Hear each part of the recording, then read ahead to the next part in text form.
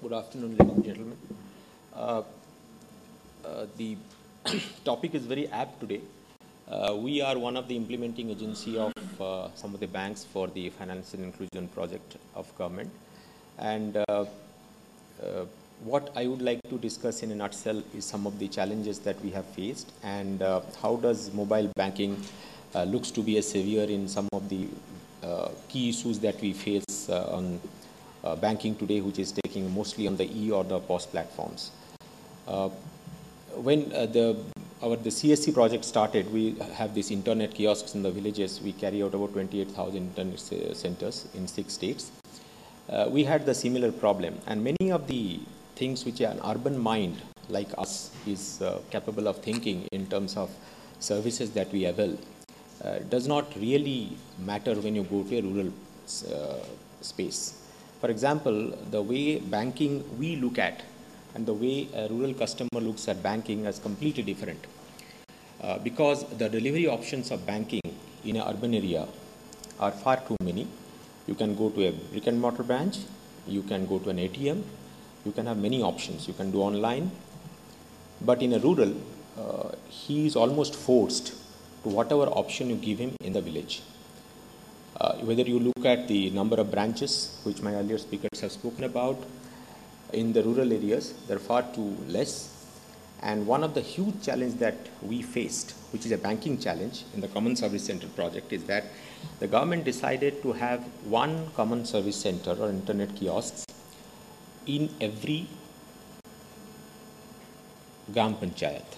Now, there was no analysis, of course, which was done in terms of saying that whether that is marketable, whether there is enough market in that place to have a common service center there or not.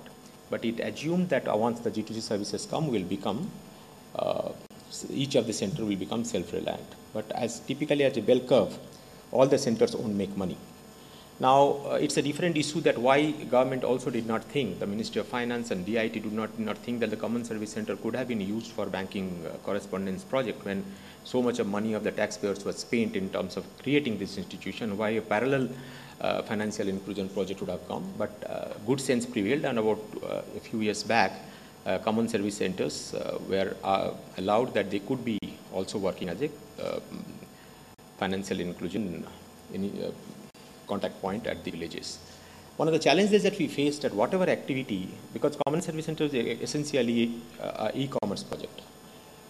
So in the e-commerce space, whenever the physical money has to be converted to electronic money, how do you do that? When you don't have branches, now just having a center doesn't mean anything. You might be connected by VSAT, you may be delivering services, but the villager comes and gives you cash. Now that cash has to get into electronic form. The challenges are huge, and one of the first things that we thought of was creating a prepaid cash card. And that is why we survive today, because every day each of my common service center entrepreneur carries a cash of 25,000-30,000 rupees, which he does not know how does he electronically convert it. So the challenges that we faced at that time remains today, but wherever we had a BC coming up, these challenges definitely become mitigated. So this all my earlier speakers have spoken. There are 2 points I would like to talk about. Is that one of the things that we have seen, opening of an account only in the villages is not enough. We are talking about the total in the village. If any business that you do is not connected to the livelihood of the people, it won't survive.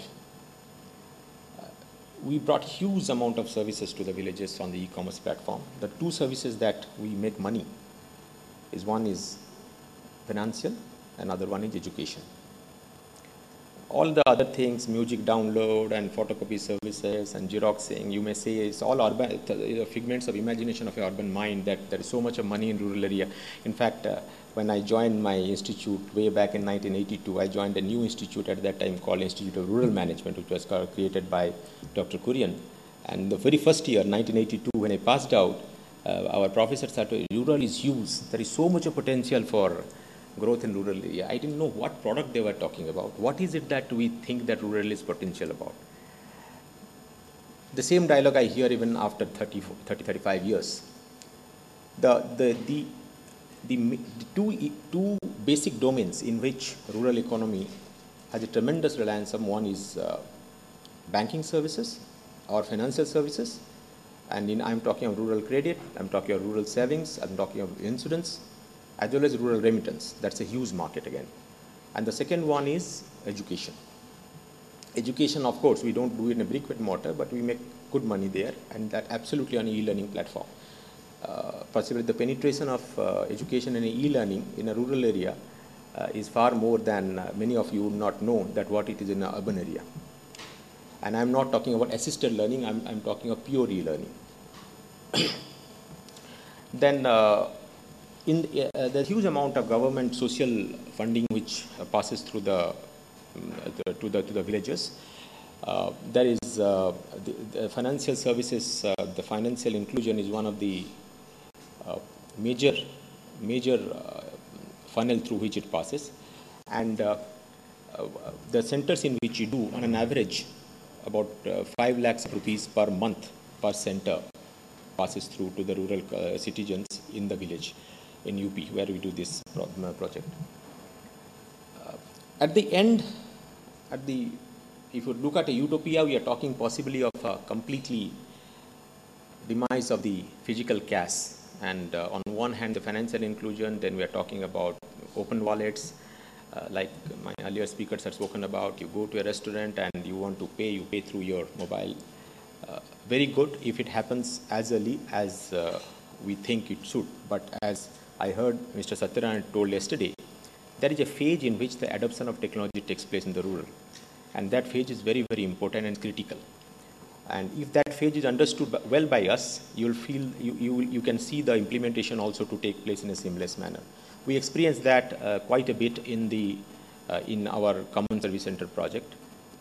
In fact, why do you need an agent of yours to sit down in a village and give services to the villager? E-platform means that the consumer should have a gadget in his hand and he should operate. But then you have problem in terms of connectivity, you had problem in terms of power.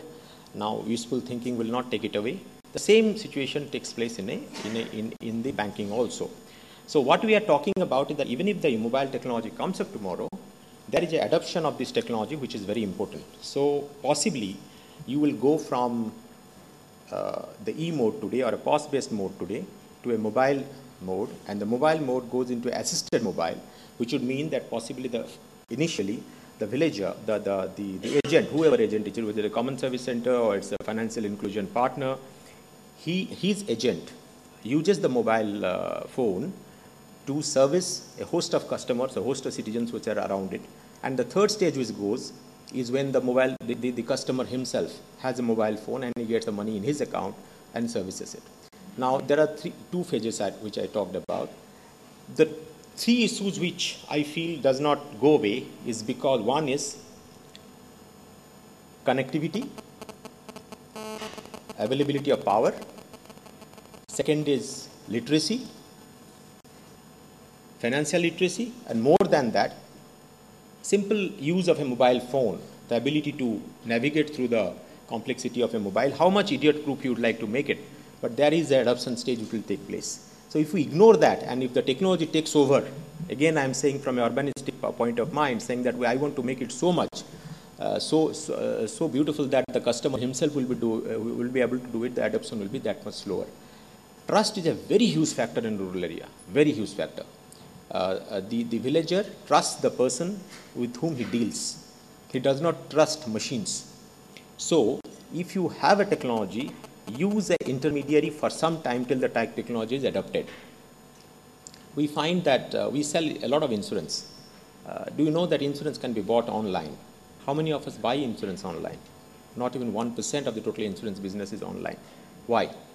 That's because of trust. In a village, we find that irrespective of anything, if the villager, whoever is the person through whom he is dealing, is able to convince him and give him a service at an affordable and transparent manner, he is happy with it. Vis-a-vis someone who comes from the city, promises him something, possibly also gives a transparent service, but is not willing to buy that. So in that space, I feel that the Of course, this we had done a simple project that we were paying this electricity bills of West Bengal State Electricity Board, and every month about 2 lakh customers, 1.8 lakh customers come to our centers and pay their bills. About 150, 170 crores of business every year. Every year we do on that.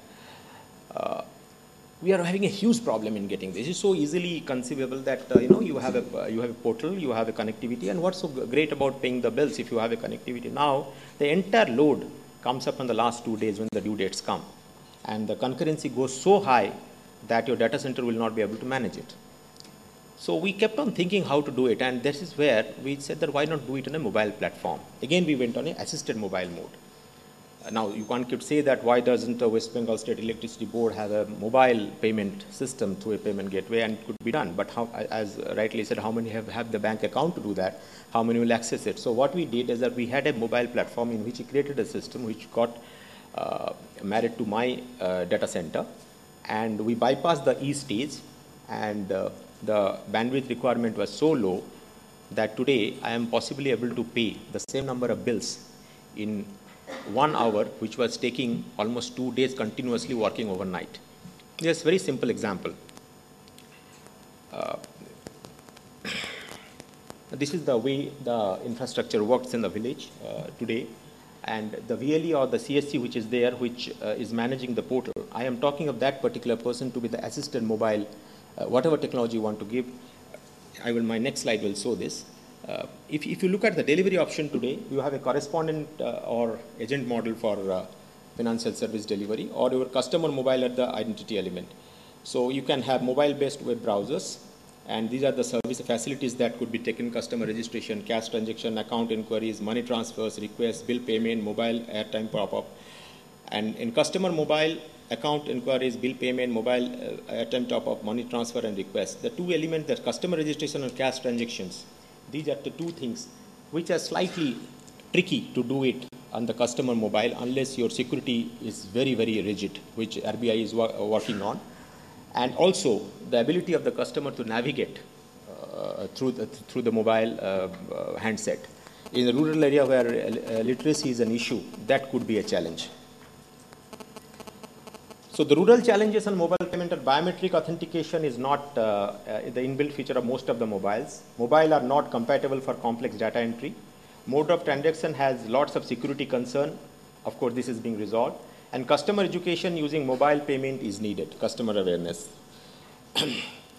The benefits assisted with the mobile payment is trust, reliability, convenience, and customer. This we are talking about the assisted model.